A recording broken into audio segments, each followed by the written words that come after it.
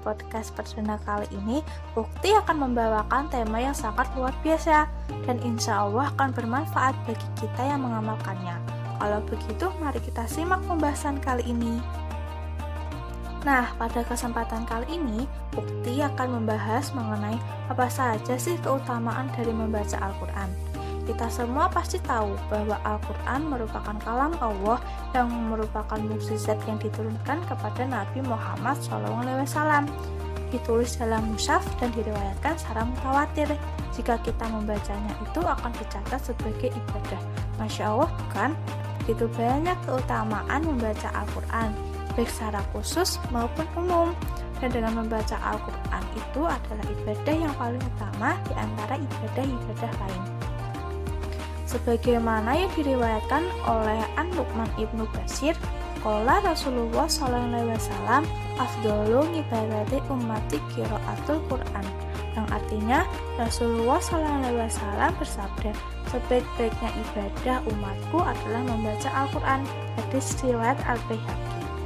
Selain itu, dengan membaca Al-Quran juga akan mendatangkan banyak pahala, seperti dalam sabda Rasulullah SAW, siapa saja yang membaca satu huruf dari kitab Allah yaitu Al-Quran, maka baginya satu kebaikan, dan satu kebaikan itu dibalas dengan 10 kali lipatnya. Hadis riwayat At-Tirmizi. Hadis tersebut diriwayatkan oleh Imam At-Tirmizi bahwa pahala yang dimaksudkan khusus untuk orang yang membaca Al-Quran.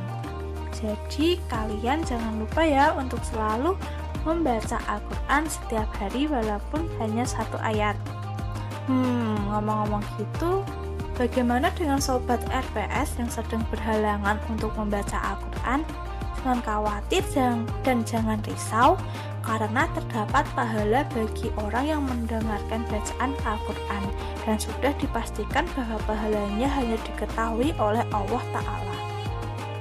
Ketahuilah kalian, dijelaskan pula dalam hadis Abu Dawud bahwa orang mukmin yang selalu membaca Al-Quran digambarkan seperti buah yang wangi dan manis, sedangkan orang mukmin yang tidak suka membaca Al-Quran digambarkan seperti buah yang rasanya manis namun tidak wangi.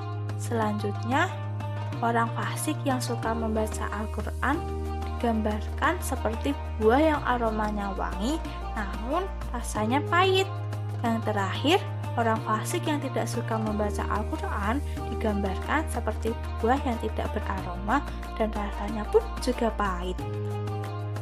Selain keutamaan yang telah disebutkan tadi, masih banyak lagi keutamaan membaca Al-Quran yang disebutkan para ulama. Di antaranya, dapat melembutkan dan menerangi hati, memfasihkan lisan, memudahkan urusan, dan terkabulnya berbagai doa. Tidak hanya itu, bila dihadiahkan kepada orang yang telah meninggal, bacaan Al-Quran juga akan mendatangkan kebaikan tersendiri untuknya. Hal ini sebagaimana yang disampaikan oleh Imam Ahmad, Ibnu Hanbal, dan sebagian ulama Syafi'i, sebab dalam pandangan mereka, kebaikan membaca Al-Quran yang dihadiahkan kepada ahli kubur akan sampai. Amin. Sekian podcast kali ini. Semoga apa yang telah Ukti sampaikan dapat bermanfaat bagi semuanya, dan semoga dapat memberikan sedikit ilmu mengenai keutamaan membaca Al-Quran. Pesan Ukti, semoga sobat RPS selalu membaca Al-Quran dan dapat mengamalkannya. Kurang lebihnya saya mohon maaf karena kesempurnaan hanyalah milik Allah Subhanahu wa Ta'ala. Sampai jumpa pada podcast lainnya. Semangat dalam menjalankan ibadah puasa. Wassalamualaikum warahmatullahi wabarakatuh.